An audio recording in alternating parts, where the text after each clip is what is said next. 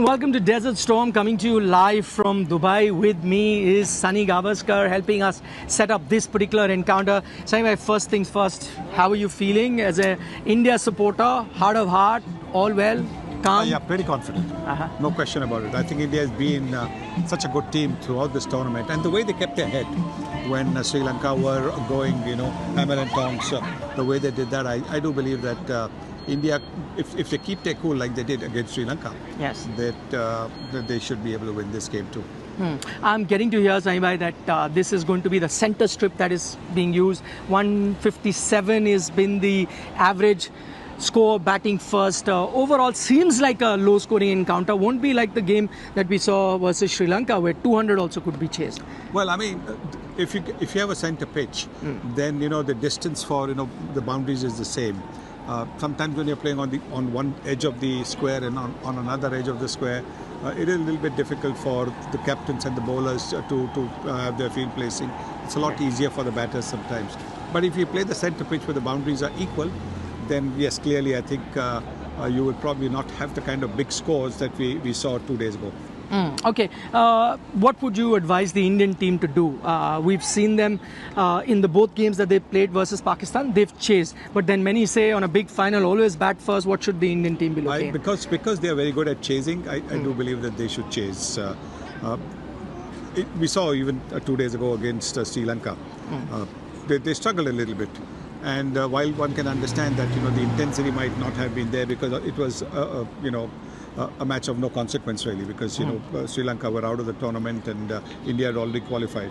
So maybe the intensity might not have been there, but it's still I feel a lot more confident with India chasing rather than India defending. One thing that we saw that has really not worked for India has been their fielding. Today is a day to ensure whether it's catching, whether it's ground fielding, you've got to be top notch. It's the finale.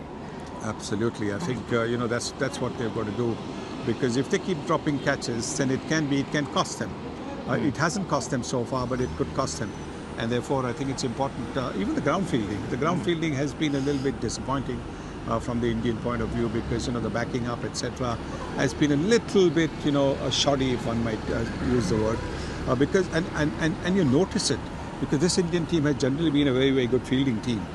In this tournament, somehow or the other, that level has not been reached. They're just a little bit below the level of the fielding standards that we've seen from them. And those standards were brilliant.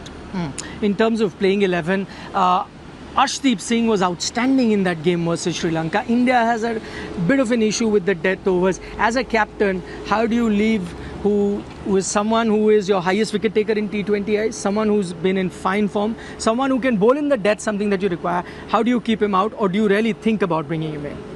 You would think about bringing him in, but this management has always been one that is looking to have depth in batting, and which is the reason I do believe that they will go with the teams that played against Pakistan the first couple of matches.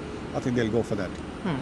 There's often, whenever India-Pakistan is happening, tempers are always flying on and off. Things are said. We heard from Salman Ali Agha in the pre-match press conference saying that he was asked about aggression of his fast bowlers. He said, what are fast bowlers without any aggression? They have to bring that about. How does the team, and let's take a look at the Indian team, manage that scenario? You always say, keep your mind in check, be calm and cool, but it's easier said than done. It's easier said than done because it depends on the situation of the match, depends on what is said to you.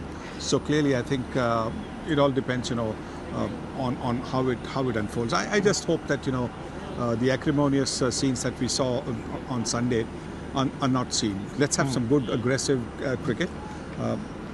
And hopefully a finish in the final over in the 40th over, because that is what people would love to see. Saima, you've been here much longer than I have been. Have you seen the kind of rush that we've seen for this particular game? Looks like it will be a packed house. Yeah, I think so, because already you can see over the way people have been walking around. They've parked their car miles away, and they're still walking. So I think we'll get a full house. And this is what, about an hour before the game starts. So just imagine, if that is the situation, when the first ball is bowled, you'll probably have everybody sitting in their seats and no spare seat. Well, he's absolutely right. I must tell you, he was talking about miles away. I stay quite far away from here. There's a parking right in front of my apartment. It's been empty throughout this tournament. Today, it's already 50% full when I was walking. So clearly, loads and loads of people are turning up for this game. This is going to be one humdinger of a contest. Now to the $1 million question. If you had to divide it in terms of ratio, what are you giving India? What are you giving Pakistan? I'd give India 60% because of the way they played, because of the way they kept their cool against Sri Lanka when Sri Lanka were batting so well a couple of days ago. And if their fielding and their catching come together, then you could pretty much say 80 to 90% India should win. Okay, so fielding again, that is the catchword you heard from Mr. Gavaskar. Saim, thank you so much for joining us. This is Mr. Gavaskar setting up the game for us, but we've got plenty of special reports for you looking ahead to this contest. One of them